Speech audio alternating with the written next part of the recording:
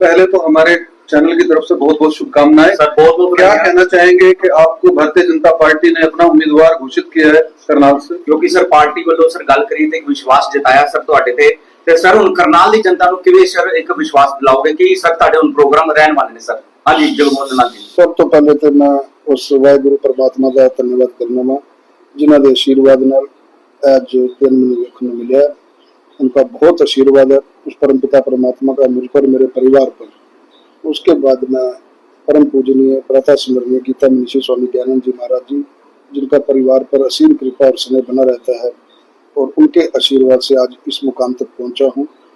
उसके बाद माननीय मनोहर लाल जी, जो प्रदेश के पूर्व मुख्यमंत्री रहे हैं, उन्होंने जो विश्वास एक सामान्य कार्यकर्ता के ऊपर अपना जताया है, ये मेरे लिए बहुत बड़ी बात है।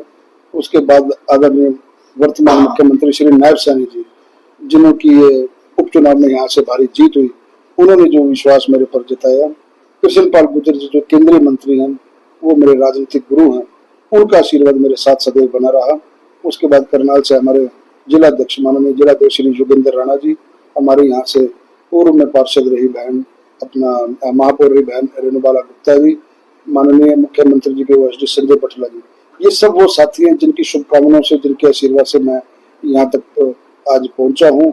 उनके स्नेह से, उनके आशीर्वाद से। आदरणीय अशोक सुखीजा जी, ये सब वो प्रमुख नाम है जिन्होंने मतलब मेरे को आगे बढ़ाने का काम किया, उंगली पकड़ करके संगठन की रीति चलाने का काम किया। और करनाल की 36 बिरादरी, करनाल के 36 बिरादरी के समस्त कार्यकर्ता, उनका मैं धन्यवाद करूंगा कि उनका इतना स्नेह, उनका इतना आशीर्वाद रहा। और विशेषकर आप सभी पत्रकार साथियों का, आप चाहे छायाकार साथियों का, जो लगभग पिछले 25 वर्ष से मेरे को कवर कर रहे हैं, उन्होंने मेरा संघर्ष भी देखा, उन्होंने मेरा काम करने का तरीका भी देखा। आप सब लोगों ने समय समय पर पत्रकारिता जो लोकतंत्र का चौथा स्तंभ है, उससे हटकर भी आपने मेरे को व्यक्तिगत जो आपने स्नेह दिया, आशीर्वाद दिया, उससे मैं अभिभूत हूँ। आप सबकी शुभकामनाओं से आज इस मुकाम तक हूँ कि आज भारतीय जनता पार्टी ने मुझे करनाल विधानसभा का प्रत्याशी बनाया। क्या क्या प्राथमिकताएं रहेंगी आपकी करनाल के लिए? क्योंकि करनाल सीएम सिटी रहा है, तो आपसे उम्मीदें भी और बढ़ जाएंगी। देखिए, ये दो मुख्यमंत्रियों की विरासत है। वर्तमान में मुख्यमंत्री नायब सैनी जी और उससे पहले पूर्व मुख्यमंत्री श्री मनोहर लाल जी, उन दोनों जिन्होंने हरियाणा को आगे बढ़ाने का काम किया, बिना खर्ची बिना पर्ची की सरकार दी, एक पारदर्शी सरकार दी। आज जिस प्रकार से उन्होंने हरियाणा के लिए काम किया, भाई भतीजावाद को दूर कर करके, जातिवाद को दूर करके, क्षेत्रवाद को दूर करके, जिस तरह से उन्होंने करनाल का और हरियाणा का विकास किया, उन्हीं की नीतियों में आगे चलकर आगे बढ़ने का काम मैं करूंगा। कोशिश करूंगा कि करनाल के प्रत्येक, क्योंकि करनाल की प्रत्येक गली कुचे से अच्छे से वाकिफ हूँ, प्रत्येक कार्यकर्ता से व्यक्तिगत संबंध है, प्रत्येक करनाल की जनता के साथ व्यक्तिगत संबंध है। पूरी कोशिश करूंगा कि हर एक के सुख दुख में पहले से भी साथ खड़ा रहता हूँ, आगे भी सुख दुख में साथ खड़ा रहूं। करनाल की डेवलपमेंट में कोई नया माइलस्टोन, कोई नया मील का पत्थर हो, ऐसी मेरी अपेक्षा रहेगी। सर करनाल की बात करो, आप पंजाबी चेहरा भी हो और एक जाना माना चेहरा भी हो सर, तो क्या कैसे दिल जीतेंगे जनता का सर?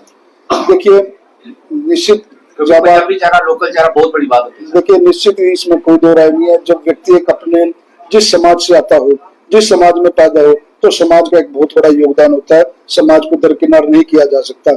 समाज है तो हम है। समाज के अलावा हमारे पास ना मेरे पास, ना मेरे परिवार के पास, ना किसी व्यक्ति के पास कुछ होता है।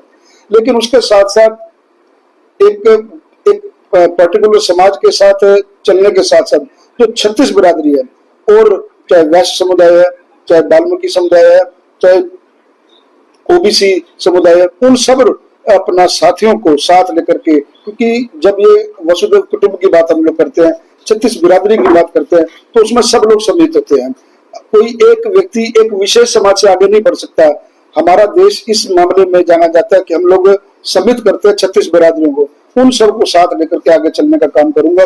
किसी भी व्यक्ति को, किसी व्यक्ति विशेष को, किसी एक बिरादरी विशेष को तरजीह ना देकर के 36 बिरादरी का भाईचारा, 36 बिरादरी का सामंजस्य, 36 बिरादरी का आपस में सौहार्दपूर्ण बना रहे, उस दिशा में आगे बढ़ने का काम करूंगा। सर, करनाल की जनता को एक पंजाबी विधायक पहले आज मिलने वाला है, पहले तो मिलने वाला जो करनाल का शीर्ष स्तर पर रहने वाला है, तो जनता के लिए हमेशा चालू रहेगा।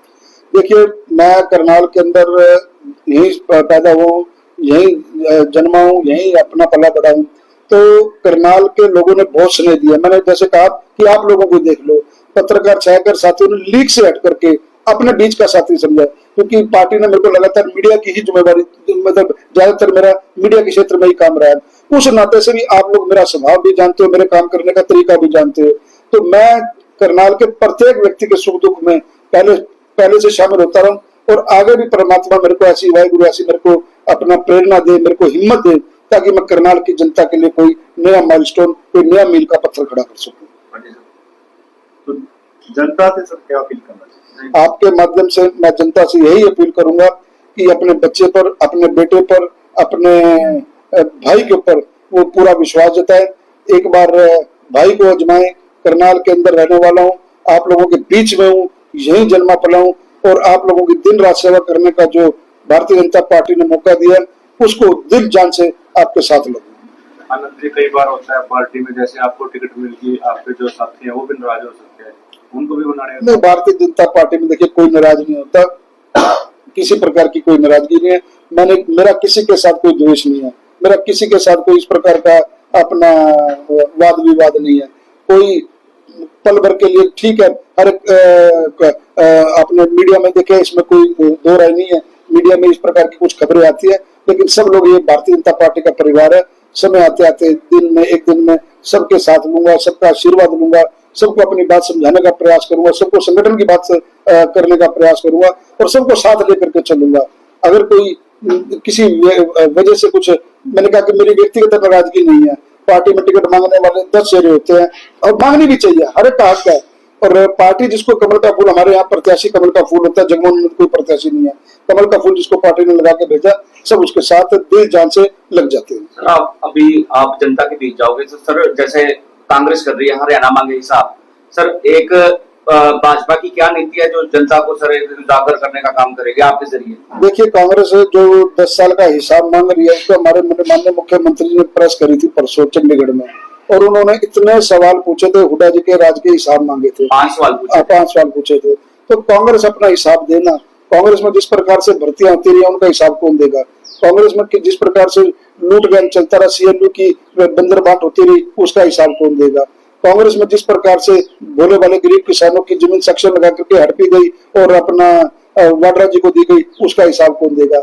जिस प्रकार से नौकरियों में भ्रष्टाचार था, पैसे लेकर के बदलियां हो जाती थी, एक व्यक्ति जाता था सेक्टर में बदली करा के आता था, आधे घंटे में आधा रास्ता वो अपना अंबाला तक नहीं पहुंचता था, तो दूसरा आदमी बदली करा के चला जाता था, उसका हिसाब कौन देगा? ऐसी बहुत सी बातें। कांग्रेस का राज लोगों ने देखा हुआ है, लूट मार देखी हुई है, भाई भतीजावाद देखा हुआ है, क्षेत्रवाद देखा हुआ है। एक विशेष समुदाय के साथ जो उनका, जिस प्रकार से उनको नौकरियां दी गई, वो राज हरियाणा ने देखा हुआ है। भारतीय जनता पार्टी ने सबको साथ लेकर के चलने का काम किया, सर्व समाज के लिए काम किया, सबका साथ, सबका विकास की नीति पर हम चलेंगे। तो हिसाब मांगने की जहां तक बात है, हिसाब तो जनता के बीच में हम जाएंगे, हिसाब जनता ने देना होता है। हमारे लोकतंत्र में जनता बहुत बड़ी है। जनता की जब स्टैंप लगती है, जनता की जब मोहर लगती है, तो जिस पार्टी को मैंडेट देती है, उस पार्टी से पता लग जाता है तो हिसाब कौन दे रहा है और कौन ले रहा है। तो हम लोग जनता के प्रति उत्तरदायी हैं। जनता को जो चाहे हम हिसाब देंगे, जनता को अपने काम का 10 साल का हिसाब देंगे, जनता को 10 साल का करनाल में क्या विकास हुआ उसके ऊपर बात करेंगे। जनता के साथ हम लोग जुड़े हुए हैं। जनता हिसाब मांगे, हम हर समय हिसाब देने को तैयार है। इन विपक्ष के लोगों को हमने क्या हिसाब देना? जगमोहन जी, जैसे आप विधायक बन जाते हैं करनाल से, तो आपको क्या लगता है कि 3 प्रायोरिटीज क्या होंगे आपके हिसाब से? क्योंकि आप करनाल में ही पैदा हुए, जैसा आपने बताया, और करनाल की एक गली को जानते हैं, तो 3 प्रायोरिटीज क्या रहेंगी आपकी मुख्य? देखिए, आपका बहुत अच्छा प्रश्न है। सबसे पहले जब आप व्यक्ति को वोट देता है, तो वो देखता है कि मेरे को, जिस व्यक्ति को मैंने वोट दिया, उसका एक अधिकार हो जाता है, वो आपके परिवार के साथ, आपकी पार्टी के साथ जुड़ जाता है। एक सहज उपलब्धता। आपको आदमी को, देखिए, एक सामान्य कार्यकर्ता का, करनाल के कार्यकर्ता का, करनाल की जनता का क्या काम है? किसी प्रकार की किसी को दुख तकलीफ है, किसी के कोई पुलिस में काम है, किसी में किसी प्रकार का कोई अपना आपस में किसी प्रकार का किसी का कोई द्वेष हो गया, उसके अंदर वो अपना साथी ढूंढता है, पंचायती ढूंढता है। सहजता उपलब्धता जो उनसे होती है। जैसे एक विधायक होने के नाते जनता करनाल की चाहती है कि हमारा विधायक हमारे बीच में रहे, हमारे सुख दुख में शामिल हो। तो सबसे बड़ी प्राथमिकता तो आज मैंने जो महसूस किया वो ये होती है। दूसरी बड़ी प्राथमिकता ये होती है कि जब आप उस समाज में, उस शहर में रह रहे होते हो, तो आपको हर गली कूचे का पता होता है। कहाँ कोई सीवरेज की दिक्कत है, कहाँ कोई नाली की दिक्कत है, कहाँ कोई प्रॉपर्टी आईडी की दिक्कत है, कहाँ कोई आपको आपके बीपीएल कार्ड में दिक्कत है। तो ये बहुत बड़ी बात है। अंत्योदय की भावना से प्रेरित होकर के समाज में खड़े हुए अंतिम व्यक्ति का उदय किस प्रकार हो, उस दिशा में हमने काम करना है। ये मेरी दूसरी प्राथमिकता है। और तीसरी सबसे बड़ी प्राथमिकता जो है वो ये है कि करनाल का सर्वांगीण विकास। करनाल में लगातार आपने देखा है कि कई बार करके ये लोगों ने कहा कि ये प्रोजेक्ट है, ये प्रोजेक्ट है, ये प्रोजेक्ट है।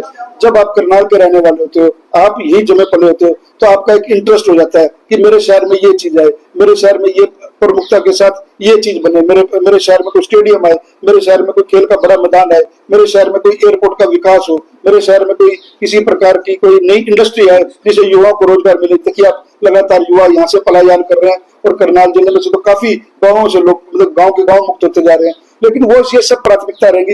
एक योजनाबद्ध तरीके से हम लोग बात करके और इसका जनता के साथ बैठ करके समाधान करेंगे। रघुमंदन जी, एक लास्ट सवाल है सर, जिन्हें आम आदमी पार्टी केजरीवाल की 5 गारंटियां प्रचार कर रही है जगह जगह हरियाणा में रैलियां दे थ्रू, तो सर हरियाणा के हिसाब से 15 सवाल है कांग्रेस से सर अपना भाजपा का की सर मैनिफेस्टो है जो अपना जनता के देखिए मैनिफेस्टो हमारा जल्द रिलीज हो रहा है। मैंने आपको बात बताया कि भी वो जिस प्रकार की गारंटी की बात कर रहे हैं, बिजली फ्री की बात कर रहे हैं, आपने देख लिया जहां जहां कांग्रेस की सरकार बनी, जहां जहां आम आदमी पार्टी की सरकार बनी, आज उनके पास, अभी आप लोग मीडिया के साथ ही हो, कल हिमाचल की सारी नेशनल न्यूज थी, उनके पास अपने एम्प्लॉइज को तनख्वाह देने के लिए मिला।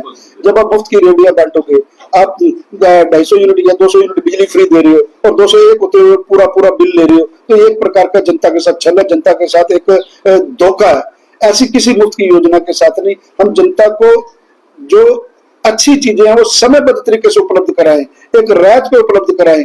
देखिए एक जो ये मुफ्त की राजनीति है, एक इस राजनीति ने देश को एक दलगत राजनीति में घुसेड़ दिया और उससे क्या हुआ कि आम लोग उस बातों में, चिकनी चुपड़ी बातों में आ जाते हैं चुनावों के समय में और फिर एक ऐसी सरकार का निर्माण कर देते हैं जिससे प्रदेश भी दुखी रहता है और वहां का एम्प्लॉय भी दुखी रहता है।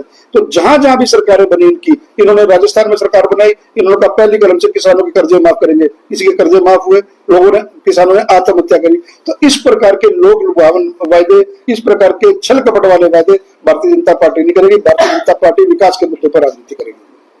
सर बात करें तो जेजेपी का दुष्यंत चौटाला का नायब सिंह जी के ऊपर एक सरतंज आया था, मैसेज आया था एक कि सीएम की हालत एक कटी पतंग जैसी है। सर आपने भी सुना होगा ये मैसेज कि कहाँ भी कभी भी कहाँ भी लैंड हो सकती है। सर ये इस मैसेज को कैसे देखते हैं? देखिए माननीय मुख्यमंत्री जी के ऊपर इस प्रकार की अशोभनीय टिप्पणी करना उनको उचित नहीं रहता। कटी पतंग आप सबको पतंग को ना वो घर के रहे ना वो घाट के रहे, ना जो उनको कोई मिलने वाला ना कोई देखने वाला। घर के परिवारवाद की पार्टी रह गई, परिवार के 3 लोग रह गए, बाकी सारे कहाँ गए, छोड़ गए ना। तो ये इस प्रकार की जो मतलब जो पार्टियां होती हैं, इस प्रकार के जो लोग होते हैं, इस प्रकार के जो लोग एक समाज को बांटने का काम करते हैं और मतलब मैं कहूँ कि भी परिवारवाद के बीच में बंद का काम करते हैं, ऐसे व्यक्ति की, ऐसी पार्टी को कोई वजूद नहीं। सर जी ने कहा कि कांग्रेस अपने बलबूते पे अकेले चुनाव नहीं लड़ सकती, उसको आम आदमी का गठबंधन जैसे अभी आपने सुना होगा, तो सर क्या एक कहना चाहेंगे आप? देखिए मैंने ये आपको बात कही, इन्होंने पंजाब के अंदर इनका जूता बजा हुआ है। पंजाब के बाजवा जी का बयान आया कि कांग्रेस को आपके साथ गठबंधन नहीं करना चाहिए, आतंकवादी होगा। इनकी आपस में कोई सामंजस्य, इनको इन्होंने लोगों को पागल बनाना है, पागल बना करके इन्होंने विरोधाभास करना है। ये गठबंधन करके आज अपना जो सा वोट ले जाएंगे, बाद में कोई पता नहीं। दिल्ली तो गालियां निकाल रहे हैं, पंजाब में गालियां निकाल रहे हैं, यहाँ के गठबंधन कर रहे हैं। मैं आपके माध्यम से पूछना चाहता हूँ, क्या गठबंधन किन मूल्यों पे करेंगे? जब हम अपने हिस्से का पानी मांगते हैं तो जब पंजाब में उनकी सरकार है, क्या हरियाणा के हिस्से का वो पानी देंगे? सबसे बड़ा ज्वलंत प्रश्न यही है आज उनके साथ। सबसे पहले मैं पत्रकार साथियों को कहूंगा, जब वो गठबंधन की बात करें तो जो हमारे हिस्से का पानी है, हम लगातार पंजाब को बड़ा भाई कहते हैं। आज पंजाब में आम आदमी की पार्टी की सरकार है, तो कांग्रेस इसके ऊपर कोई बयान देगी कि वो अपना एसओएल का पानी लेकर के आएंगे? तो ये लोगों को धोखा देते हैं, लोगों को विरोधाभासी तरीके से ये अपना बरगलाते हैं। जनता समझदार है, जनता के बीच में हम ये बातें लेके जाएंगे, क्योंकि भोली भाली जनता को उन्होंने कहा 85 रुपए आएंगे, कटा आएंगे, खाते में डल जाएंगे, किसी के डले क्या? इन्होंने कहा भारतीय जनता पार्टी 400 सीटें जीतेगी, आरक्षण खत्म कर देगी। अरे भाई, आरक्षण संविधान हमारे बाबा राव भीमराव अम्बेडकर जी द्वारा दिया गया हुआ है। उस संविधान को हमने जितना सम्मान हमने बाबा साहब का किया, इतना किसी और पार्टी ने किया। आरक्षण कभी इस प्रकार के खत्म होते हैं, लेकिन उन्होंने झूठ की राजनीति करके, झूठ बोल करके समाज को तोड़ने का जो काम किया, ये बहुत बड़ी बात है। इन बातों से हमने इनको जनता को सचेत करना, जनता को बताना और ऊपर उठ करके काम करना। जी, मीडिया के माध्यम से अब करनाल की जनता से क्या फाइनली अपील करना चाहेंगे? मैं करनाल की जनता से हाथ जोड़ करके, आप सब भाइयों के माध्यम से, सब पत्रकार एवं छायाकार बंधुओं से हाथ जोड़ करके ये अपील करता हूँ, ये अपना बात रखता हूँ अपनी, कि आपने आपके बच्चों को लगातार करनाल के लोग कहते थे, करनाल के लोगों की डिमांड थी, वर्कर्स की डिमांड थी कि स्थानीय व्यक्ति को यहाँ से टिकट दिया जाए, जिसको हम आधी रात को भी जाकर के बात कर लें, स्थानीय व्यक्ति हमारे बीच का हो तो वो हमारा विधायक होना चाहिए। उन सब बातों का माननीय मनोहर लाल जी ने सम्मान किया, केंद्रीय नेतृत्व ने सम्मान किया, राष्ट्रीय अध्यक्ष जी ने सम्मान किया, आदरणीय देश के प्रधानमंत्री नरेंद्र मोदी जी ने सम्मान किया। अब आपका बच्चा आपके बीच में है, भारतीय जनता पार्टी ने प्रत्याशी बना करके भेजा है, आपके सुख दुख के साथी को प्रत्याशी बना करके भेजा है। आप सब साथियों से अपील है, जो आपके व्यूअर्स है, जो आपकी ये चैनल देख रहे हैं, उन सब से मेरी अपील है कि एक बार मौका भारतीय जनता पार्टी के इस सामान्य कार्यकर्ता को दे, ताकि मैं करनाल की जनता की सेवा कर सकूं, उनके सपनों पर पूरा उतर सकूं। धन्यवाद।